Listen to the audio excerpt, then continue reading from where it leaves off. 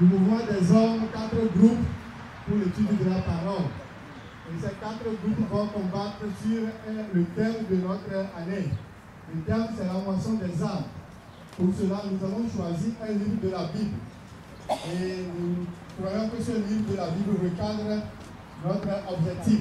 4 groupes ont préparé des questions sur ce livre. Donc vous avez intérêt à écouter attentivement leurs questions et de façon vous comprenez en même temps ce qui se trouve dans le livre de Philémon. Donc ils vont s'affronter 2 à 2. À la fin, les 2 gagnants auront encore des questionnaires de la part du comité. Et on dégagera un vainqueur et doté de prix. Nous allons faire ça rapidement. Donc nous n'allons pas perdre le temps. Il n'y a pas un message en tant que tel ce matin. À la fin du combat, nous allons seulement résumer le livre de Philémon un peu en quelques lignes et c'est fini pour le message. Donc c'est ce que nous allons faire. Donc c'est un point important du programme. Donc ne soyez pas distraits, écoutez ce que nous allons faire. Donc j'invite. Ok. Bon, notre première question c'est: est-ce que le chrétien peut encore tomber dans la pratique de l'esclavage de nos jours?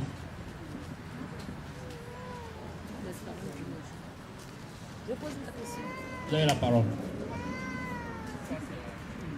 Moi, je dirais oui. Peut tomber dans la pratique de l'esclavage. Seulement que l'esclavage ne va pas nous limiter en tant que chrétien, que ça ne doit pas être une barrière. Même un chrétien esclave est un chrétien, il est frère en Christ. Paul, il ne s'était pas opposé à l'esclavage, mais il avait donné des instructions qu'on puisse considérer des esclaves comme étant des frères et de les aimer.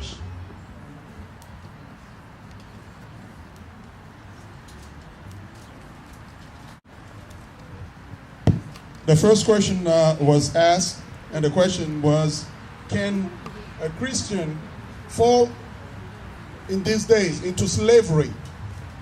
Can a Christian become a slave in these days? And the answer is, yes, it is possible. But even if someone happens to be a Christian, falls under slavery, they still have their pride. God can still do something with them. Paul did not allow the slavery status of the brother he saw in jail prevent him from becoming a saved person. Even in jail, he helped him come out of the slavery and to know Christ. Je recadrer un peu sa question parce que quand il parle d'esclavage, nous pensons que c'est un peu général et vague, parce qu'un chrétien peut être esclave d'un péché. Un chrétien peut être esclave d'un péché, un péché qu'il ne peut pas laisser, il est devenu esclave de ce péché-là. Donc, est-ce que tu peux le mettre un peu dans le contexte? Comme ça, nous allons vous donner la réponse appropriée. Ok. Au temps de Paul, il y avait l'esclavage. Et Onésime avait quitté son patron.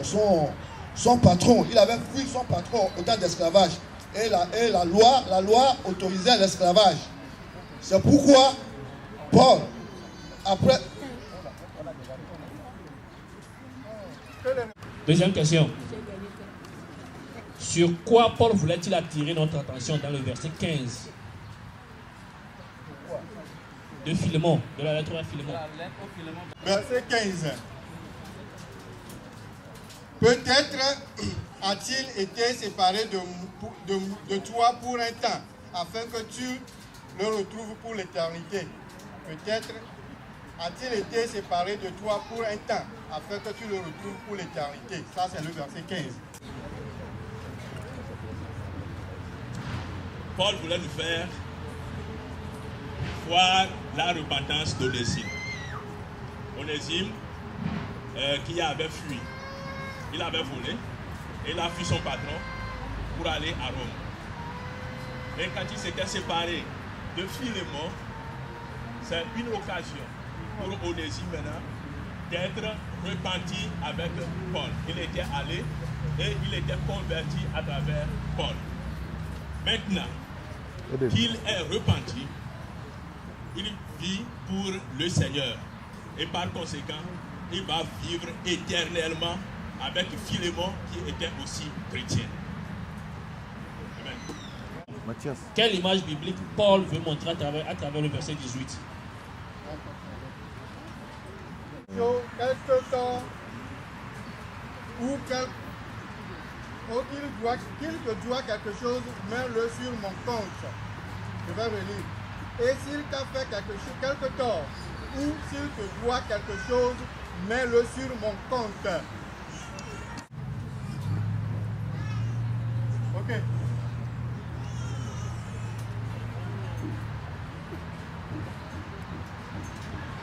Ok. Ce que nous tirons comme biblique là, c'est l'intercession, le pardon et l'intercession. Et cela illustre en même temps comme Jésus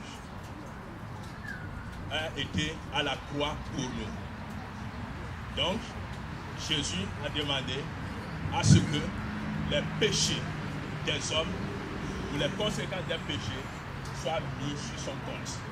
Autrement dit, comme Paul demandait à Philémon qu'il va payer les dettes d'Onésime, c'est de la même chose. Jésus a payé les prix, les dettes de nos péchés. Notre première question. À qui peut-on comparer Paul dans le rôle qu'il a joué dans ce livre? Justifiez votre réponse.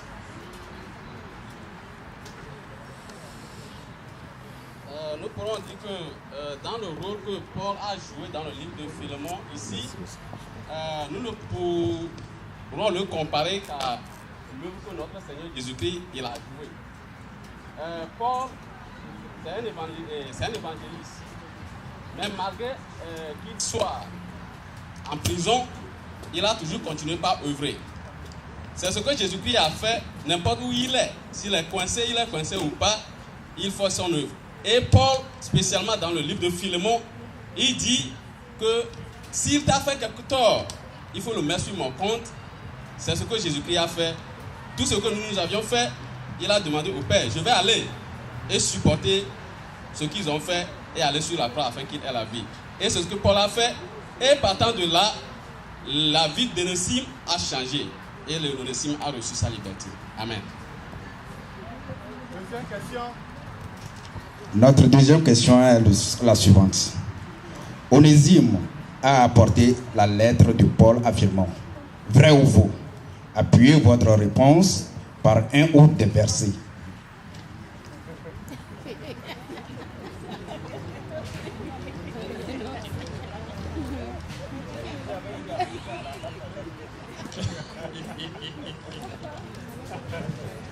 C'est vrai, Paul a remis la lettre à Onésime et à un autre de ses, à une autre personne, j'ai oublié le nom. C'est vrai que Paul et Onésime, effectivement, il a apporté la lettre accompagné d'autres personnes à son maître, à Philémon. Donc la réponse ici c'est vrai. C'est vrai. Ok. Le client prend acte. Troisième question. La troisième question est la suivante. En quoi pouvons-nous ressembler à Philémon?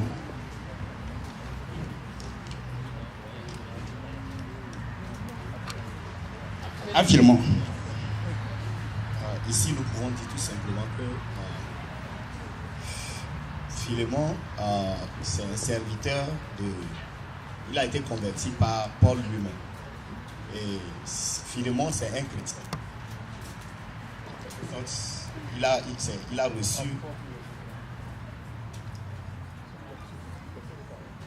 Il a reçu le Seigneur c'est à partir de Paul qu'il a reçu le Seigneur. Donc nous, présentement, nous pouvons dire que nous devons être comme, si nous voulons suivre l'exemple de Paul, nous voulons suivre l'exemple de Philémon, nous sommes aussi comme, Paul est pour Philémon comme celui à qui il a reçu la parole. Donc nous aussi aujourd'hui, nous pouvons être comme des gens qui ont reçu la parole de Jésus. Ici, dans le livre de Philémon, nous pouvons dire que c'est la question, c'est à quoi devons-nous ressembler à Philémon. Philémon, c'est un fils spirituel de Paul. Et si nous lisons le livre, c'est Philémon, c'est lui-même qui, c'est sa maison, c'est dans sa maison que les gens sont réunis pour adorer Dieu, pour adorer Christ. Donc c'est quelqu'un qui s'est donné à l'œuvre de Dieu. Et il a même permis à ce que le culte se déroule dans sa maison. Et c'est, en quelque sorte, c'est le diacre, c'est le représentant. Donc aujourd'hui, nous aussi, nous devons nous donner à Christ. Nous pouvons nous donner nos biens pour servir Dieu comme Philémon l'a fait, a donné sa maison et il a autorisé à ce que tout se déroule dans sa maison. Donc nous aussi aujourd'hui, il nous revient de nous tenir debout et de laisser notre personne à Dieu, nos biens, tout le donner, le mettre en disposition pour le service de Dieu. Amen.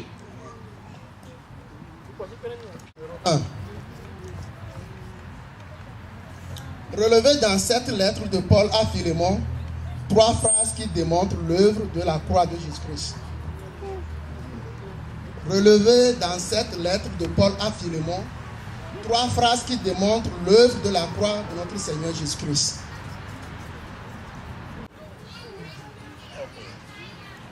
La première réponse va être le fait que Paul disait à Philémon que si Onésime avait pris quelque chose de lui, ou bien si les torts qu'il lui avait causés, de les mettre sur son compte. Ça, c'est une première phrase qu'on peut dire. Ça, c'est paraphrase. Deuxième chose, c'est...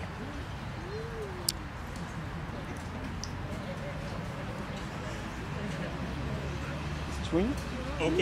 Deuxième chose, c'est que Paul écrivait dans sa lettre que Onésime était le fils qu'il avait engendré en prison. Et troisième phrase, c'est Paul demandait à Philémon de recevoir Onésime qui était avant esclave, mais maintenant il lui demande de le recevoir en tant que frère en Christ. Comment Paul a-t-il géré le cas Onésime? Quelle leçon pour nous aujourd'hui? Comment Paul a-t-il géré le cas Onésime? Quelle leçon pour nous aujourd'hui? Je vais poser la question pour que je sache comment répondre. Ce que je veux, vous allez me dire d'abord comment Paul a géré le cas d'Onésime. Et après tout, vous allez nous dire quelles sont les leçons que nous pouvons tirer pour nous aujourd'hui. Ok. Pour le cas Onésime, ce n'était pas clair si c'est Onésime qui était parti voir Paul, lui demandant d'être médiateur pour qu'il retourne vers son maître, ou bien c'est Paul qui avait convaincu Onésime de retourner chez son maître. Mais dans tous les cas, on sait que Paul a joué le rôle de médiateur pour que Onésime, qui était esclave, retourne à son maître. Aujourd'hui, tout ce que nous pouvons dire à propos de ça, c'est comme la leçon sera ce que notre Seigneur Jésus-Christ a fait pour nous en étant notre médiateur entre nous et le Dieu Tout-Puissant, en étant la croix, en mourant pour nous, pour que nous puissions retrouver la communion qui est entre nous et le Père. Et nous voulons ajouter en disant, nous ne serons pas sur la mettre l'essence au feu, mais essayer de mettre le feu, parce que c'est ce que Paul a fait entre Onésime et Philémon. Le jury prend acte. Okay. Comment gérer le conflit entre la vie professionnelle et celle spirituelle? Comment gérer le conflit entre la vie professionnelle et celle spirituelle? C'est toujours dans Philémon. La vie professionnelle et celle Et le conflit entre la vie professionnelle et spirituelle. Si nous voulons ramener un tout petit peu ceci dans le livre de Philémon, nous allons d'abord dire qu'entre Onésime et Philémon, il y a le côté professionnel. Et entre Philémon et Onésime et Paul, c'est le côté spirituel. Donc, en tant que chrétiens, nous devons agir comme Paul l'a fait. Chercher par tout moyen à concilier les deux. Et en le faisant, nous devons mettre le côté spirituel au-dessus du côté physique et professionnel. Merci. Quel est le nom de la femme de Philémon? Quel est le nom de la femme de Philémon? Première question.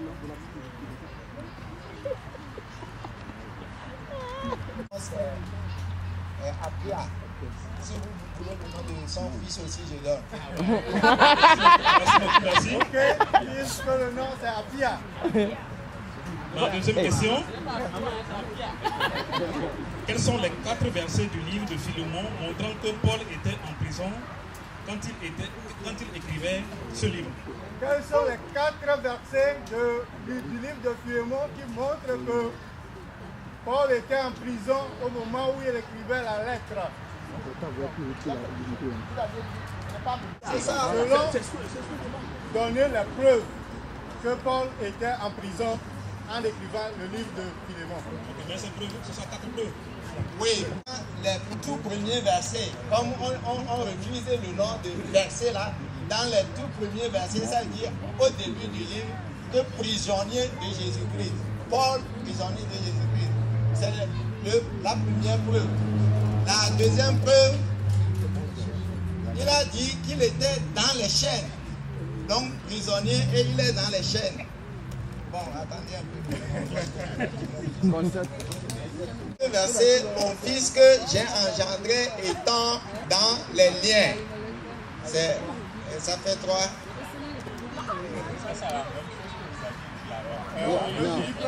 C'est pas toi le jury,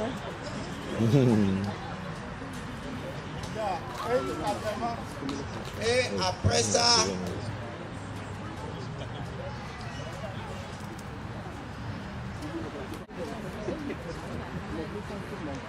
et il a dit à Philémon de lui préparer un logement et qu'il pense qu'il leur sera livré dans peu de temps. Ça veut dire qu'il est en captivité. Troisième question spirituelle de ce livre de Philémon. Quel est le sens spirituel de ce livre de Philémon? Quel est le sens spirituel du livre de Philémon? Bon, pour ce qui concerne le livre de Philémon, le sens spirituel que nous pouvons retenir, c'est Paul, prisonnier, qui a engendré un fils étant dans les chaînes. Ça veut dire que, premièrement, nous en tant que chrétiens, nous avons, excusez-moi, il y a l'évangélisation, premièrement. On ne sait pas si c'est Paul qui est, comme les gens l'ont dit, qui est allé vers qui premièrement, mais Paul a fait que Onésime est devenu chrétien. C'est le premier aspect. Le deuxième aspect, il a fait que cet enfant devenu chrétien là, il a fait un suivi. Le suivi, c'est que il ne l'a pas gardé en tant que chrétien né de nouveau, son enfant qui l'aidait, parce que Paul a dit que Onésime l'aidait dans la prison. Il n'a pas voulu le garder, mais il doit se repentir. Il a fait quelque chose qui est mauvais, il doit retourner chez son maître. Bon, pour ce qui concerne Onésime, pour Philémon là, ce qu'il a fait, il est devenu chrétien. Mais quelqu'un lui a fait du tort avant de partir. Le côté spirituel, c'est que quel que soit ce que Onésime lui a fait avant de partir, il doit le garder, il doit le reprendre en tant que son fils. Les gens vont le pardonner.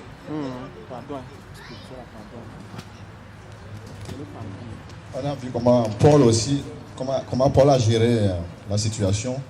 Sur le côté spirituel, je pense que Paul a géré cette situation avec amour, honnêteté et puis la prière d'intercession. Il a intervenu c'est l'intercession. Le côté spirituel, c'est l'intercession aussi qu'on peut dégager là. Pour corroborer tout ce que mes aînés ont dit jusque-là, on peut dire que on peut dégager comme leçon essentielle du livre de Philémon que quelles que soient les circonstances dans lesquelles nous nous trouvons, quand nous avons l'opportunité de racheter une vie, nous ne devons pas la laisser. Nous devons la racheter et nous devons également faire le suivi. Vous allez constater que Paul a fait le suivi. Et si nous continuons un peu plus, nous allons constater que spirituellement, on est en train de nous enseigner que chaque chose doit être à sa place. Le professionnel doit rester professionnel, le spirituel doit rester spirituel, quoique le spirituel prévaudra sur le professionnel. Mais il ne faut pas faire l'amalgame entre le spirituel et le professionnel. Merci. Pour le moment, le jury a quelques minutes pour délibérer et nous allons finir. Mais homme, action, action, homme, action, homme, action, action, maintenant, action, maintenant, action, maintenant, maintenant, maintenant. Amen. Amen. Nous bénissons le nom du Seigneur pour la vie de nos papas. Nous les souhaitons une joyeuse fête. Et nous sommes vraiment bénis du fait que les hommes de la chapelle internationale sont rentrés dans la profondeur de la Bible pour nous édifier encore ce matin. Amen. Amen. Le match a été très serré et le jury a eu un peu de mal à délibérer. Donc mais on a, par la grâce de Dieu, on a fait la moyenne et puis les résultats sont comme suit. Au quatrième, nous avons le groupe Unité qui en vient avec une moyenne de 9 sur 15. Applaudissez le Seigneur pour leur vie. On va contester. Il n'y a pas de problème. Vous pouvez faire appel. Le troisième groupe, la troisième place vient au groupe Vérité, qui totalise un nombre de 10,15 sur 15 points. Un bas pour le Seigneur. Le premier perdant, c'est-à-dire notre numéro 2, c'est le groupe Amour, qui totalise un total de 11 points, 11,33 points sur 15. Et le premier, c'est le groupe Sainteté. Wow. Un bas pour le Seigneur. C'est vraiment le thème de l'année qui vient prendre la première place. Donc, c'est vraiment une bénédiction. Amen. Ils ont totalisé 11,83 sur 15 points. Amen. Donc, le groupe Sainteté, vous avez gagné, que Dieu vous bénisse. Mais que Dieu bénisse tous ceux qui nous ont vraiment édifiés avec ce concours. Merci. Merci. Merci au jury. Normalement, vous me donnez le point. Normalement, c'est 2 gagnants que nous devons dégager maintenant. C'est le groupe Sainteté et Amour qui se sont combattus. Donc, le groupe Sainteté a plus de points. Donc, le groupe Sainteté est premier pour ce combat. Le groupe Vérité et le groupe Unité se sont combattus. Le groupe Vérité a 10 points et le groupe Unité a 9 points. Donc, le groupe Vérité a gagné le groupe Unité.